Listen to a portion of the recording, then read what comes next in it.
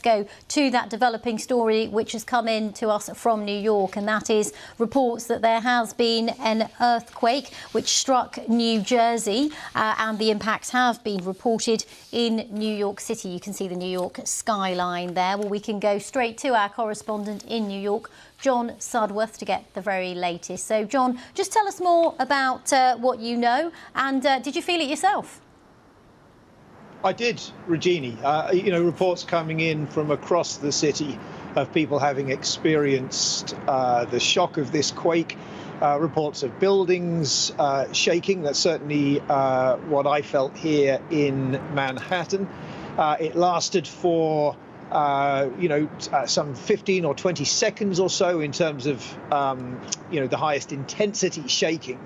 I have to say these things are rare, but not completely unknown in the city of New York. At the moment, the United States Geological Survey, in its early reports, are suggesting that the epicenter of this quake was some 50 miles west of Manhattan, over in the state of New Jersey, a magnitude quake of some 4.8 in terms of its measured scale. And I think reports from that side of the Hudson River over in the state of New Jersey suggest, as you'd expect, that residents there felt it even more intensely. But, these things do happen from time to time. There was one as recently as January of this year, just a couple of months ago, again, felt by residents of Manhattan in the early hours of the morning. And on that occasion, although people could very much feel the shock, very few reports of any real damage.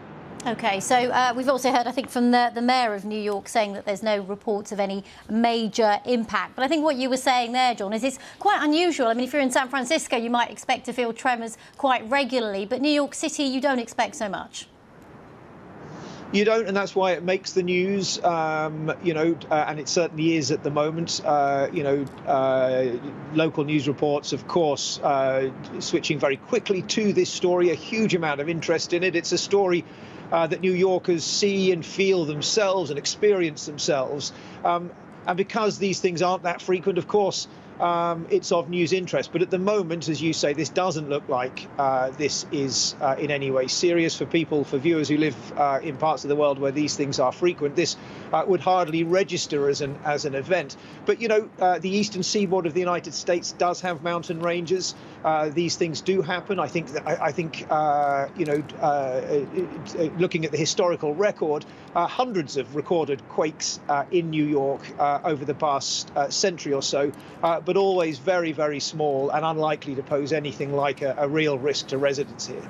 Indeed, John Sudworth, and I remember living in Delhi and feeling earthquakes on a very regular basis there too. But of course, as you say, a lot of interest in this because it's happened in New York City, where it's not as usual. John Sudworth, thank you very much for the moment.